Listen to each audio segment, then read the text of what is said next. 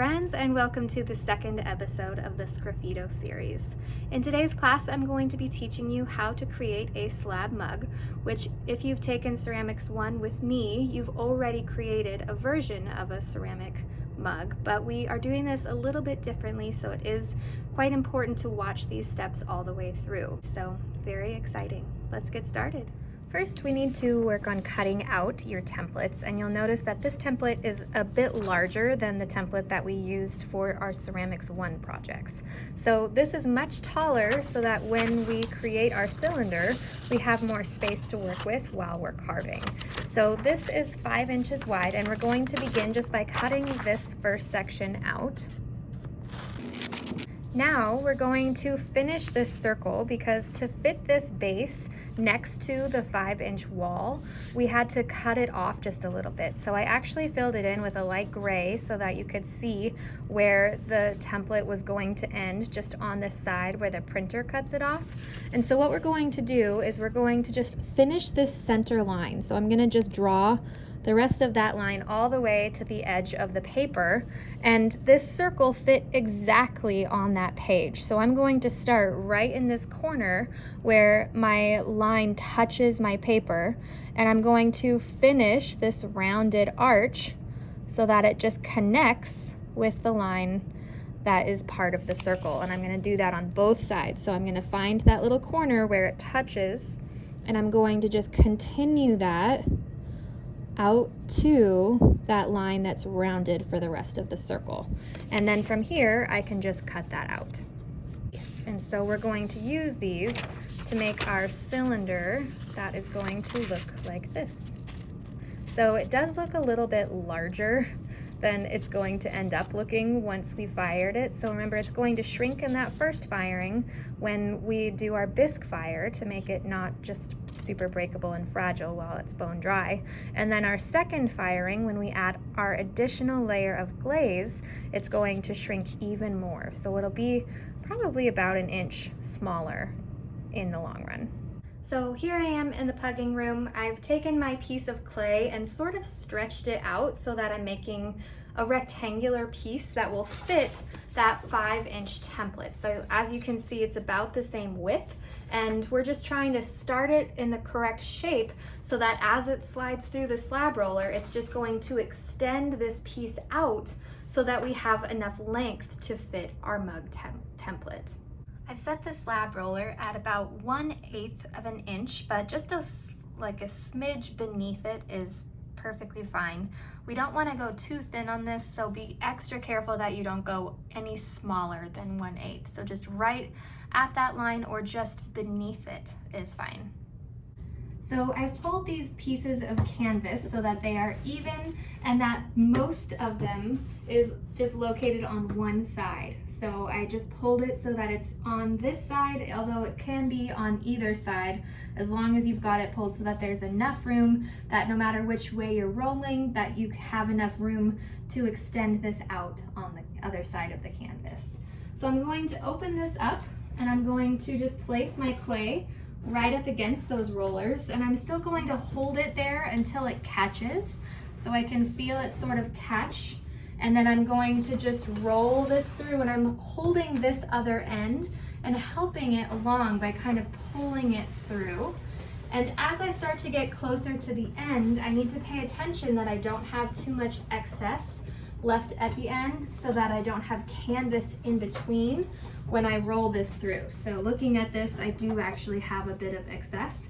So I'm just going to grab this little bit that's left at the end before I finish rolling it so that it doesn't get stuck. So I'm gonna unroll this, and I've got my piece just right here. So I'm going to very carefully lift it up and place it on my arm. As I carry this back to my table, I'm going to carry it on my arm so that I don't accidentally stretch the clay in any specific direction. Before you begin assembling your mug, you need to make sure that you have your canvas sheet underneath it. When you're working with a slab that's this thin and really plastic clay, it gets stuck to the wood table really easily. So if you don't have the canvas sheet underneath it, it will get stuck to the table. I also need to double check that my template will fit and that my base will fit as well before I begin.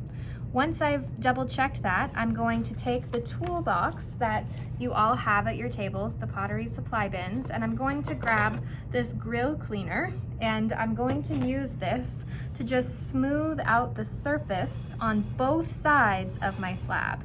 So I know that there are some creases in your canvas sheet that might just lift your clay up a little bit, and that's okay. We're just trying our best to remove the canvas texture, and we can work to get those little bumps out after.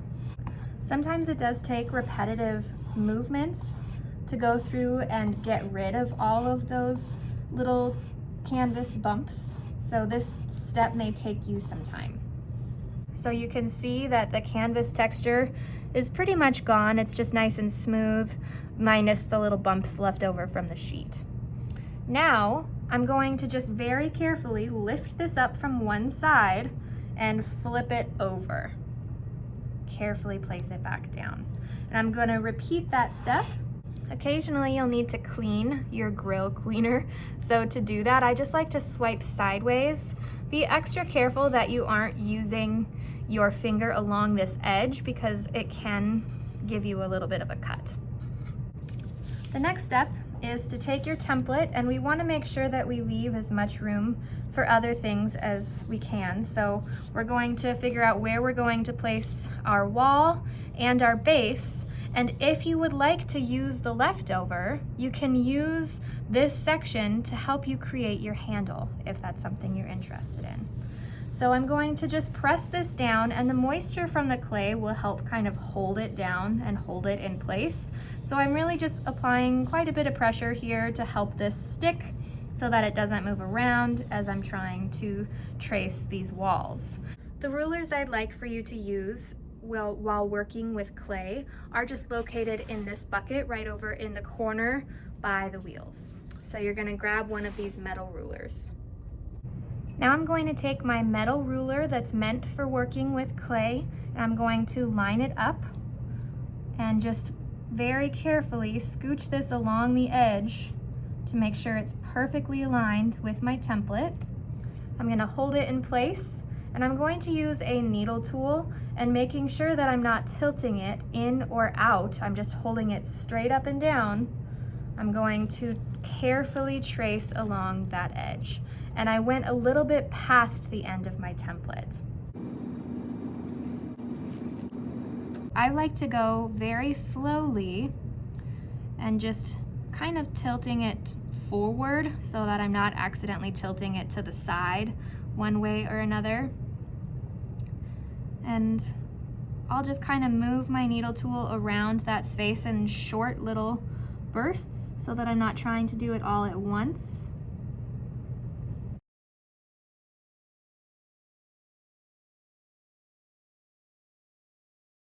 Now I'm going to remove the scraps from around my templates, and I'm going to take these and wedge them up into a ball so that I can use them for something else.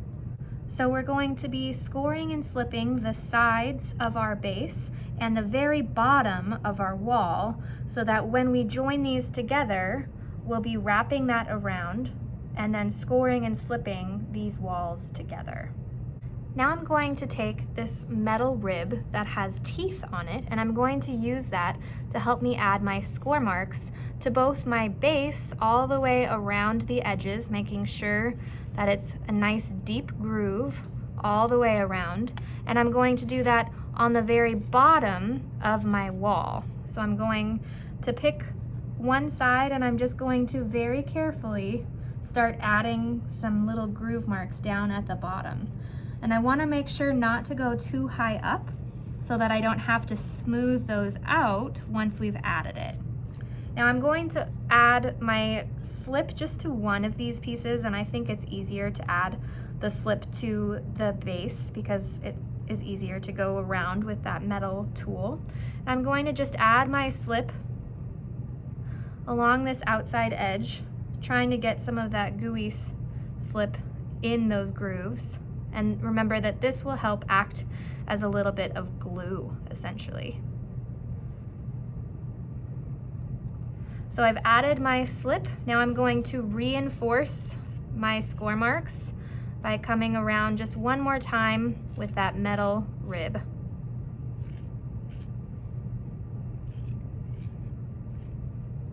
Now, before I assemble this, I want to make sure that I've added some scoring and slipping to the outside edges of my wall as well. So since I've got some slip on this metal rib, I'm just going to use that to kind of do both of these steps at once. I'm just going to add the rest of that slip, just kind of squish that into those grooves and then reapply. Now I'm going to do the same thing on this side, and I'm just going to drag along. Now I might need some more slip because I kind of ran out. And then I'll just reapply those grooves one more time. Now when you do that, make sure you clean off your rib tool so that you don't leave that for the next person, because that makes it a lot duller and you don't get as deep of groove marks.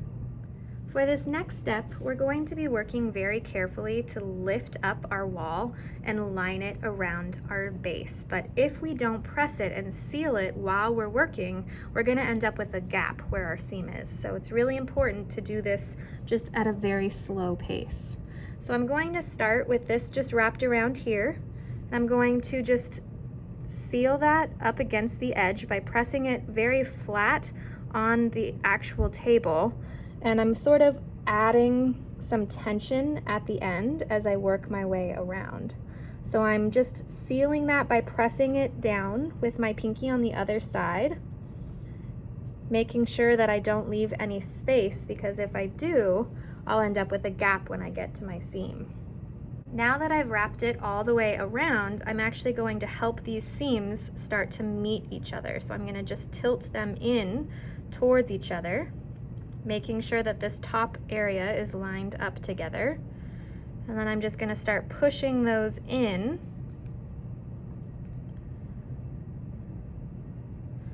Now that they're lined up, I'm going to just use both hands to kind of wiggle them together and help seal that crease.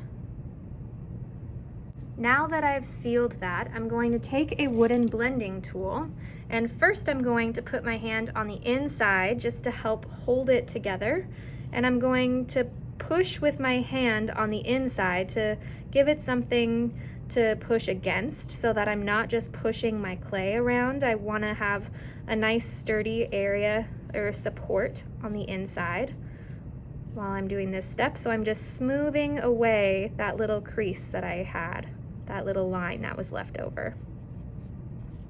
Now I'm going to do the same thing, but I'm going to support on the outside, and I'm going to smooth the inside to get rid of any little line that's left. Now I'm going to lift my mug up into my hand, and I'm going to just go around these edges and push them in to that base to make sure that I don't have a little lip that's sticking out, and to make sure that they are nice and stuck to the base. Next, I'm going to take this wooden blending tool and I'm going to clean the corner off to make sure that I don't have any little crumbs of clay that are going to make this scratchy looking. And I'm going to very carefully, just on the inside of my mug, trail that little corner in the crease and consistently clean this off so that I'm sealing that little line or seam. For this next step, I actually got up and washed my hands, and I'm going to continuously be using this spray bottle to just get my hands just barely wet. So I'm gonna rub this water in so that I don't have a lot of liquid that I'm working with, and I'm just gonna go through and start smoothing out any of the rough patches on my mug that I see. I can very carefully remove any little crumbs that may have just gotten stuck to the walls of my mugs, and I'm being very careful not to press too hard. And if I am pressing on a wall to try to remove something, it's always a good idea to add support on the inside with your hand to make sure you're not pushing the wall in too much. So as I'm working, I would just, now that my hands are starting to dry out from the clay, I'm going to just spray them just a little bit, kind of rub that water in. And now I'm just gonna continue to rotate around and smooth out the wall of my mug. We also need to smooth out the base, and you'll notice that on mine I have a little bit of overlap from when we added our wall. So I'm going to take this metal rib and I'm going to just hold my mug very carefully in my hand so that I'm supporting that round shape, and I'm going to just scrape away any of that excess that was left from adding my wall. Now I'm going to spray my hand just a little with my spray bottle so that I can rub just a little bit of that water in. And I'm going to use a finger to just very carefully go through these corners and smooth them out and sort of press down that little lip of an edge that my mug started to get. So I'm smoothing that away, getting rid of that little bit of a corner. To help make this seam blend in a little bit better, I'm going to take my rib tool and curve it with my thumb, and I'm just going to very carefully scrape along that edge to get rid of any bumps I may possibly have. Now I notice that I have a little bit of a divot, which is the opposite of what I was scraping away, so I'm going to actually bend it the other direction to help get rid of that little line that was left over. So you can do a rotation of curving it outwards and then curving in to get rid of any of those little bumps you may have. Now I've got a little bit of a divot right here, so I'm going to bend this going the other direction and just work to smooth that out.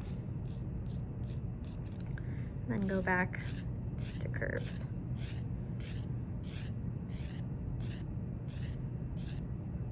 Now I can use that same technique to go through this outside edge and just kind of smooth that out to make sure that it's level with the rest of my mug.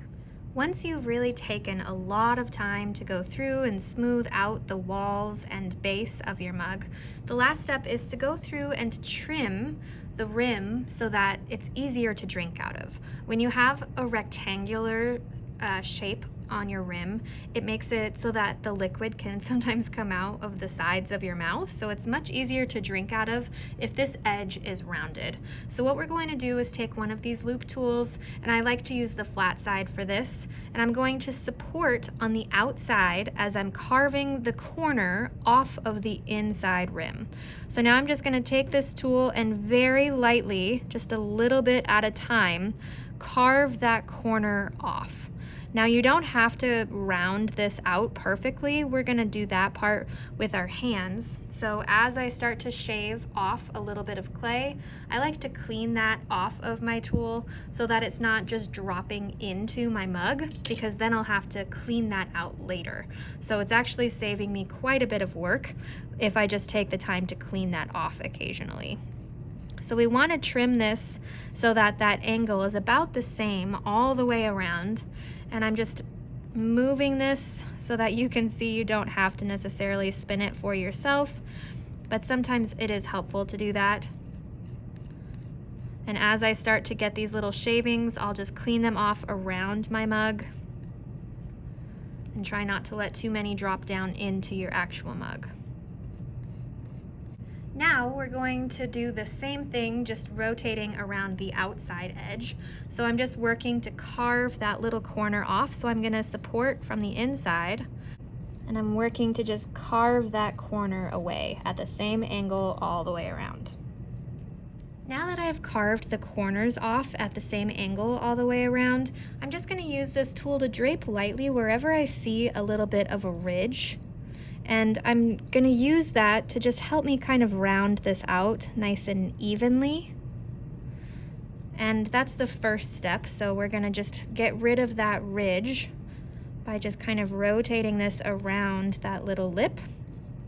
And once we've removed a lot of those little lines that are left over, and it starts to look a little bit rounder, we're going to spray our hands, rub it in just a little bit, and just using 2 fingers placed together like this, I like to kind of smooth out that rim.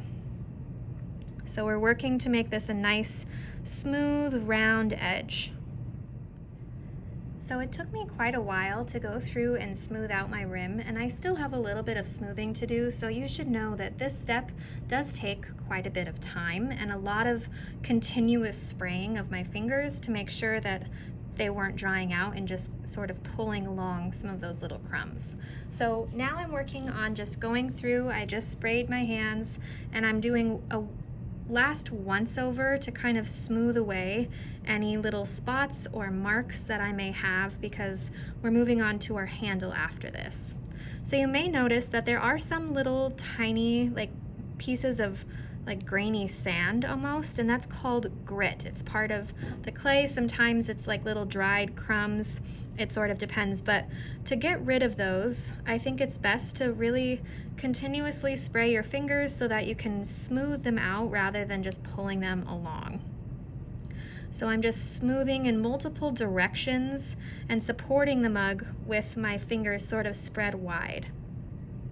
So I'm just gonna do this all the way through, just slowly rotating my mug, continuously spraying my hands, making sure that my rim is smooth, my base is smooth, and that I don't have any little crumblies left on my piece. So continuously spraying and continuously smoothing. Thank you so much for taking the time to watch this episode. I hope that you enjoyed learning how to create your slab mug. So let's go ahead and move on to the next episode. Thanks for watching.